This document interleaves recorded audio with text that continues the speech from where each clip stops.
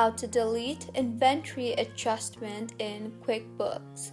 Hello everyone, I am Bishaka and welcome to our channel. Now, let's get right into the tutorial. Firstly, go ahead and open QuickBooks desktop and then go to the list menu. Now, select item list to view your inventory items and then find the inventory adjustment you want to delete. Further, right-click on the adjustment entry and choose Delete or Delete Inventory Adjustment option you see there and confirm the deletion when prompted. So, this is how you can delete inventory adjustment in QuickBooks. If you find this tutorial helpful, please like the video and do comment if you have any queries.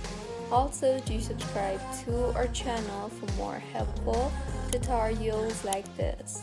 See you on the next one.